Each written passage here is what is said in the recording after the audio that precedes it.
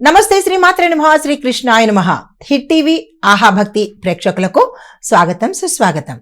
అయితే ఈరోజు మన దిన ఫలితాలలో డిసెంబర్ 16, 2025 నాటి పంచాంగం ప్రకారము గ్రహస్థితులు ఎలా ఉన్నాయి, ఆ గ్రహాలు ఇచ్చే ప్రభావము ఫలితాలు ఎలా ఉన్నాయో చూద్దాము. అయితే ముందుగా గ్రహస్థితులు చూసినట్టయితే కనుక సూర్యుడు ధనస్సులోను, చంద్రుడు మిథునంలోను, కుజుడు కర్కాటకంలోను, బుధుడు వృశ్చికంలోను, గురుడు మిథునంలో వక్రగతిలో సంచారం చేస్తున్నాడు, శుక్రుడు వృశ్చికంలోను, శని భగవానుడు వక్రగతిలో మీనరాశిలో సంచారం చేస్తున్నాడు, రాహు మీనంలోను, కేతు కన్యాలోను చేస్తున్నారు.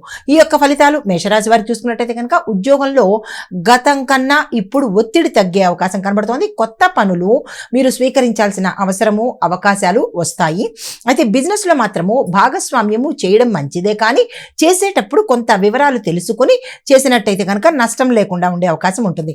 ఐటీ వాళ్లకు క్లారిటీగా చాలా చక్కగా ఉండబోతోంది. గతంలో ఏదైనా ఇబ్బందులు కానీ సమస్యలు కానీ సస్పెక్షన్స్ కానీ ఉండి ఉంటే కనుక ఈరోజు క్లారిటీకి వచ్చేస్తారు. అయితే ఇంట్లో చిన్న చిన్న ప్రయాణాలు వస్తాయి. ఆరోగ్యం చూసినట్టయితే చక్కగా ఉండబోతోంది. అయితే నరాల బలహీనత అనేది కొద్దిగా మీకు అటాక్ అయ్యే అవకాశం కనబడుతోంది. ఈ విషయంలో జాగ్రత్తలు తీసుకోండి. అయితే పరిహారంగా హనుమాన్ చాలీసా మీరు ఎప్పుడూ చదవవలసిందే. ఎప్పుడు హనుమాన్ చాలీసానే ఇస్తున్నారు, ఇంకొక పరిహారం లేదా అంటే కనుక మేషరాశి వాళ్ళకి ఏలినాటి శని ప్రభావం వల్ల మీరు హనుమంతుణ్ణి తప్ప మరొక అవకాశమే లేదు. అది హనుమంతుడి ఆలయాలు, హనుమాన్ చాలీసా చదవడము, హనుమాన్ దండకం చదవడము. ఎందుకంటే శని భగవానుడికి కొంత మనకి ప్రత్యామ్నాయంగా ఈ హనుమంతుడిని కనుక మనం పూజించినట్టయితే సమస్యల తీవ్రత తగ్గే అవకాశం కనబడుతుంది. హనుమంతుడి మినహా మారు దైవం లేదు.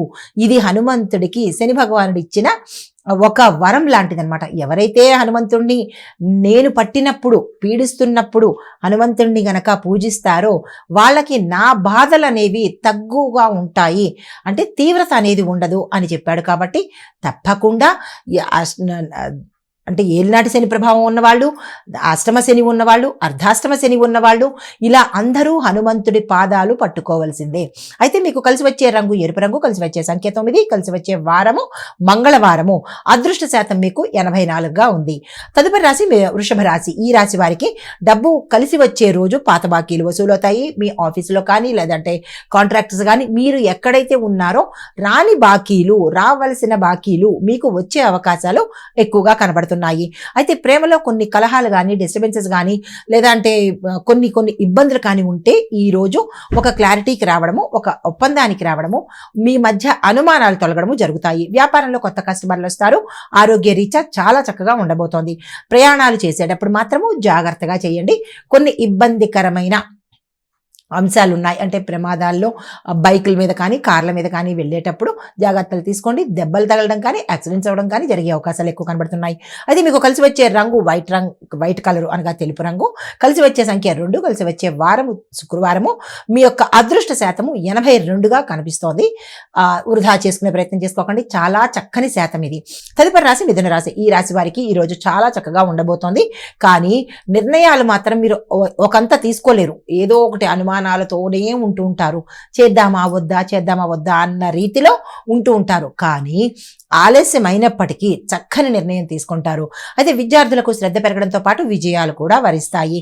ఉద్యోగంలో మీటింగ్స్ ఎక్కువగా ఉంటాయి. ఆ మీటింగ్స్ చెప్పేటప్పుడు కొంత జాగ్రత్తను, కొంత నాలెడ్జ్ను కూడా పెట్టుకుని చెప్పే ప్రయత్నం చేసుకోండి. అయితే వ్యాపారంలో ఒక ప్లానింగ్ చేస్తేనే మీరు ముందుకు వెళ్ళగలుగుతారు. ఎలా పడితే అలా గాలివాటుగా వెళ్ళిపోతాను అంటే కనుక నష్టాలు పోవడం కానీ మూసివేసుకోవడం కానీ జరిగే అవకాశాలు ఎక్కువ శాతం కనబడుతున్నాయి. కుటుంబంలో ఒక చక్కని సంతోషకరమైన వార్త మీకు అందబోతోంది. అయితే పరిహారంగా విష్ణు సహస్రనామ పారాయణ చేయడం కానీ, కుదరదు మాకు అవకాశం లేదు అని అనుకున్న వాళ్ళు విష్ణు సహస్రనామాలలో ఏదైనా ఒక నామం తీసుకుని యథాశక్తి 2 నిమిషాల పాటు ఉదయం కనుక చదువుకున్నట్టయితే మంచి ఫలితాలు వచ్చే అవకాశం కనబడుతోంది. మీకు కలిసి వచ్చే రంగు గ్రీన్ కలరు, కలిసి వచ్చే నెంబరు 5, కలిసి వచ్చే వారము బుధవారము. అయితే మీ యొక్క అదృష్ట శాతం 79గా కనబడుతోంది.